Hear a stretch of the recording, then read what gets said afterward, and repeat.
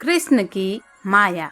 सुदामा ने एक बार श्री कृष्ण से पूछा, कान्हा, मैं आपकी माया के दर्शन करना चाहता हूँ, कैसी होती है? श्री कृष्ण ने टालना चाहा, लेकिन सुदामा की जिद पर श्री कृष्ण ने कहा, अच्छा, कभी वक्त आएगा तो बताऊंगा। और फिर एक दिन कहने लगे, सुदामा आओ, गोमती में स्नान करने चलें। दोनों गोमती के तट पर गए, वस्त्र उतारे, दोनों नदी में उतरे। श्री कृष्ण स्नान करके तट पर लौट आए, पीताम्बर पहनने लगे। सुदामा ने देखा, कृष्ण तो तट पर चला गया है, मैं एक डुबकी और लगा लेता हूँ। और जैसे ही सुदामा ने डुबकी लगाई, भगवान ने उन्हें अपनी माया का दर्शन करा दिया। सुदामा को लगा गोमती में बाढ़ आ गई है और वो बहे जा रहे हैं। सुदामा जैसे तैसे घाट के किनारे रुके, घाट पर चढ़े, घूमने लगे। घूमते घूमते गांव के पास आए। वहां एक हथिनी उनके गले में फूल माला पहनाई। सुदामा हैरान हुए। लोग इकट्ठा हो गए। लोगों ने कहा, हमारे देश का राजा की मृत्यु हो गई है।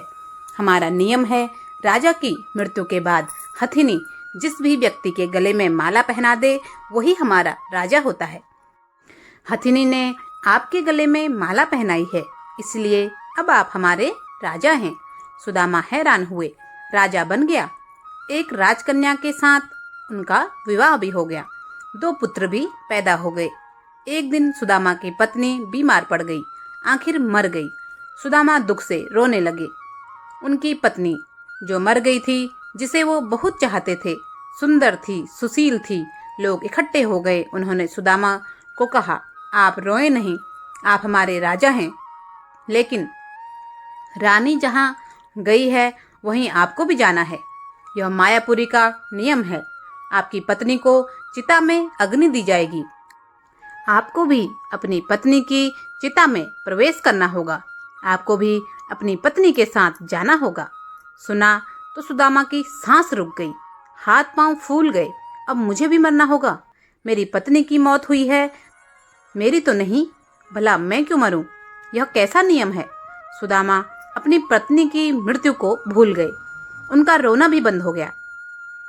अब वह स्वयं की चिंता में डूब गए और कहा, भाई, मैं तो मायापुरी का वासी नहीं हूँ।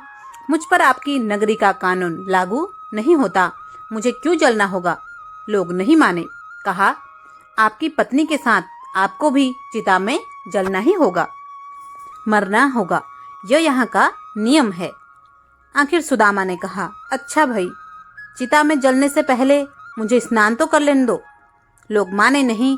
फिर उन्होंने हथियारबंद लोगों की ड्यूटी लगा दी। सुदामा को स्नान करने दो, देखना कहीं भाग न जाए। रह रहकर सुदामा रो उठते। सुदामा इतना डर गए कि उनके हाथ पैर कांपने लगे।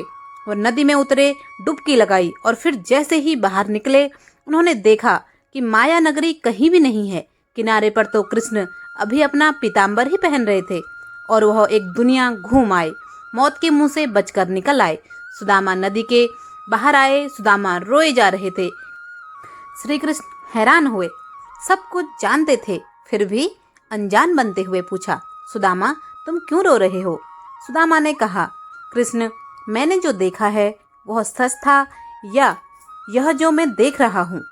श्री कृष्ण मुस्कुराए और कहा, जो देखा भोगा वो सच नहीं था, भ्रम था, स्वप्न था, माया थी मेरी। और जो तुम अब मुझे देख रहे हो, यही सच है। मैं ही सच हूँ। मेरे से भिन्न जो भी है वो मेरी माया ही है।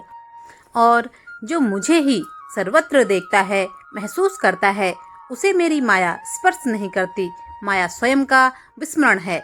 माया अज्ञान है। माया परमात्मा से भिन्न। माया नर्तकी है, नाचती है, लेकिन जो श्री कृष्ण से जुड़ा है वो नाचता नहीं, भ्रमित नहीं होता, माया से निर्लेप रहता है। वो जान जाता है। सुदामा भी जान गए थे। जो जान गया वह श्री कृष्ण से अलग कैसे रह सकता है? दोस्तों, अगर आपको मेरी कहानी पसंद आए तो प्लीज़ एक लाइक जरूर करें। चैनल पर नए हैं तो सब्सक्राइब करें और कमेंट बॉक्स में जय श्री राम की हाजिरी जरूर लगाएं। धन्यवाद। जय जय श्री राम।